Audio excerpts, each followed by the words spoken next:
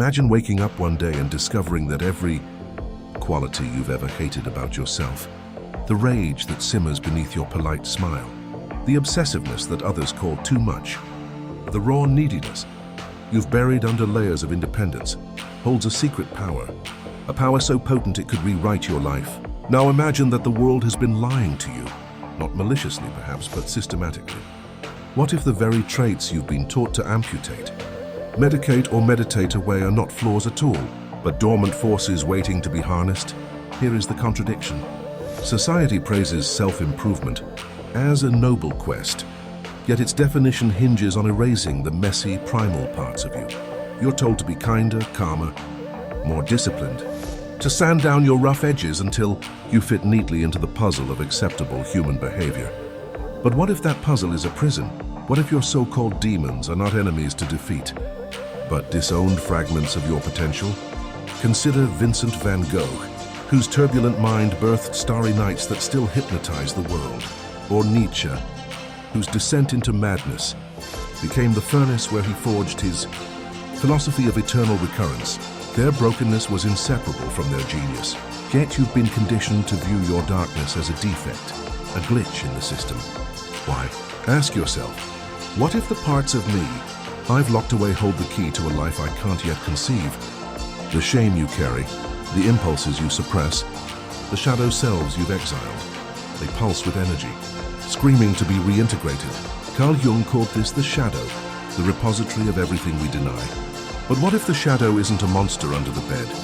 What if it's the exiled king of your psyche, waiting to reclaim its throne? This is not a metaphor, it's a rebellion, and it begins with a single, terrifying question. What have you lost by trying to be good? The answer will unravel everything you think you know about power, and expose the invisible forces that turned your fire into ash. You were born into a world that demanded your fragmentation. From the moment you learned to speak, you were handed a script. Be good. Be quiet. Be useful. Society, in its relentless quest for order, declared war on the wildness of human nature. It pathologized your intensity as anger issues, your sensitivity as weakness, your hunger for meaning as naive idealism.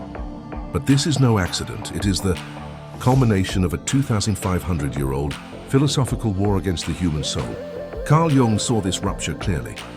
He warned that modernity had severed humanity from its shadow, the unconscious reservoir of instincts, desires, and primal truths we exile to maintain social approval. But in doing so, we don't eliminate these forces. We surrender to their unconscious rule. Nietzsche went further, calling morality itself the sign language of the emotions, a tool used by the masses to shame the extraordinary out of existence. The message is clear. Your darkness threatens the system. A society built on predictability cannot tolerate individuals who refuse to amputate their contradictions. Consider how this plays out in your bones. That selfish streak you suppress. Schopenhauer recognized it as the will to live, the irreducible life force that drives all creation. The jealousy you medicate into numbness. Sartre would call it evidence of your freedom, a raw protest against the lie that you should want nothing. Even your anxiety, that modern plague, carries the fingerprints of Viktor Frankl's existential vacuum, the soul's rebellion against a culture that reduces human beings to economic units. But the greatest violence runs deeper. Capitalism commodifies your dismemberment, selling self-help regimens and mindfulness, apps to fix the very traits that could dismantle. It's machinery. Organized religion reframes your instincts as sins, your rage as moral failure. Even well-meaning therapists often act as agents of this spiritual lobotomy, pathologizing your shadow into DSM-V codes rather than teaching you to speak its language. You've been taught to view your unfiltered self as dangerous, not because it is but because it could be. A person fully reconciled with their shadow cannot be controlled. They cannot be gaslit into believing their hunger is greed. Their boundaries are cruelty. Their lust for life is a disorder. This is why every system, from corporate HR to Instagram, spirituality preaches the same gospel. Your power lies in what you lack. But what if the opposite is true? The cost of this lie is etched into your nervous system. The chronic fatigue of performing, a self that doesn't exist, the haunting sense that you've betrayed something sacred, Yet the answer isn't to love your flaws as pop psychology chirps. It's far more radical. Your worst traits are not flaws at all. They carry the unlit fuse of a revolution waiting to happen. You wake each morning already at war, not with the world but with your own nervous system. The rage you swallow curdles into migraines. The desires you deny metastasize into compulsive scrolling, binge eating, or a numbness so thick it feels like death. This isn't a metaphor, it's biology. When you exile a part of yourself, your brain doesn't delete it, it repurposes it. Like a caged animal, your suppressed traits chew through the bars of your psyche, morphing into symptoms, chronic fatigue, panic attacks, a voice in your chest that whispers, "This isn't you." Neurologically, you're fighting a civil war. Every time you stifle a negative emotion, your amygdala logs it as a threat, flooding your body with cortisol. The prefrontal cortex, tasked with keeping you compliant, grows exhausted from policing your instincts. Meanwhile, dopamine, the chemical of pursuit, dwindles, leaving you addicted to cheap substitutes, likes, pills, the hollow thrill of online outrage. This is the paradox of self-repression. The more you try to manage your darkness, the more it owns you.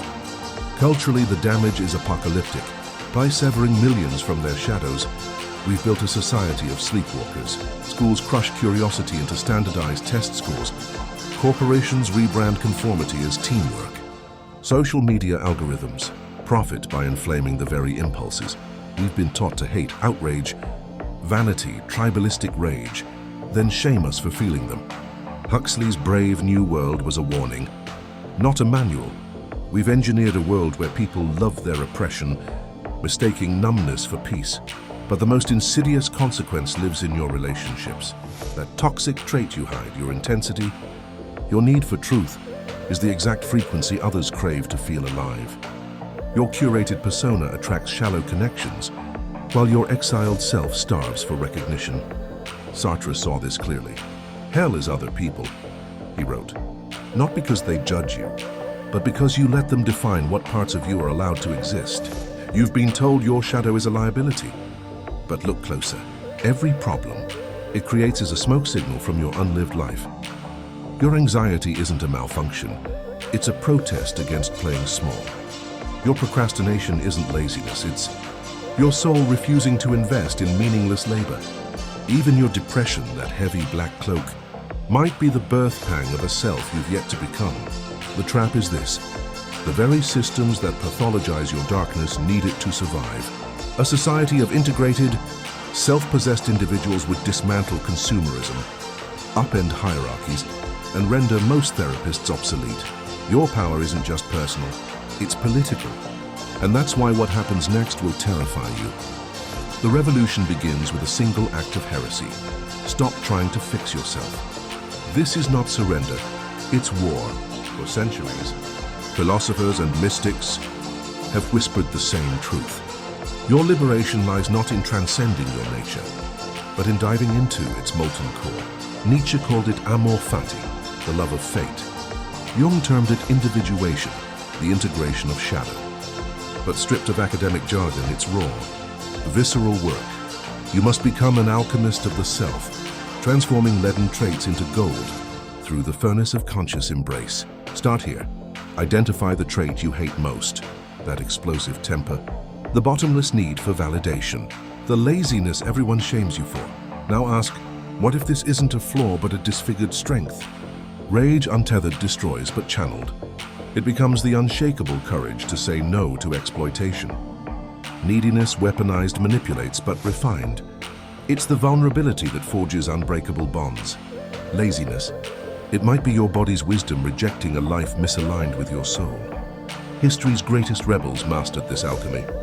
Frida Kahlo turned chronic pain into surrealist masterpieces that redefined beauty. Van Gogh's madness became the brushstrokes that immortalized emotion. Dostoevsky, exiled to Siberia, didn't transcend his demons.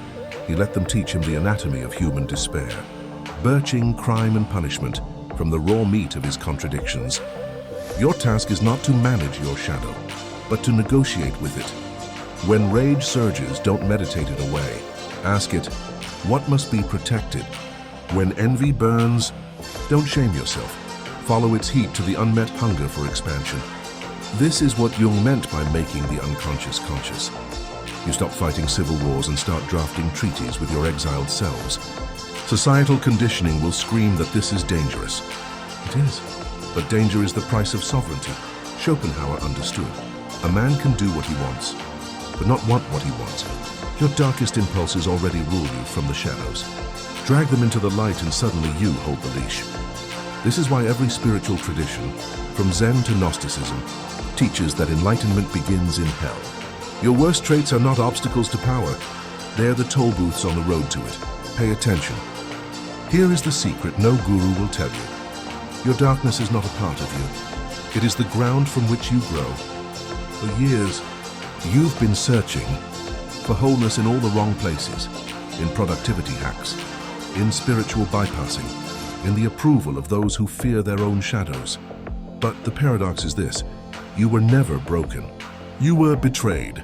Betrayed by systems that profit from your fragmentation, by philosophies that mistake domestication for enlightenment, by a world that worships the light only because it's terrified of the dark. The ultimate truth is not that your worst traits can be redeemed, but that they were sacred all along. That laziness, it's your body's rebellion against meaningless labor. That selfishness, it's the embryonic form of sovereignty. That anger, it's the fire that could burn down the prison walls of your life. Nietzsche saw it clearly. You must have chaos within you to give birth to a dancing star. But we've been taught to exercise our chaos rather than dance with it. This is why all great art, philosophy, and revolution emerges from those who refuse the lobotomy of self-improvement. Van Gogh didn't cure his madness, he married it. Kierkegaard didn't transcend his despair, he weaponized it. The mystics didn't defeat their demons, they dined with them. Your power doesn't lie beyond your shadows, but through them. So tonight, when you lie awake, haunted by the parts of yourself you've been taught to hate, try something radical. Listen. That voice whispering you're too much. It's not a warning, it's a prophecy. You are too much fire, too much hunger, too much life for a world built on the cult of smallness. The traits you've buried are not curses, but unclaimed weapons. The final revelation is this: integration is not a feel-good therapy exercise. It's ars magica, the lost art of turning poison into medicine. When you stop fighting yourself, you become something the world fears, a person who can no longer be controlled. Now the choice is yours. Will you keep trying to heal what was never sick? Or will you finally kneel before your shadows, not in submission, but in recognition, and whisper the words that change everything? Teach me.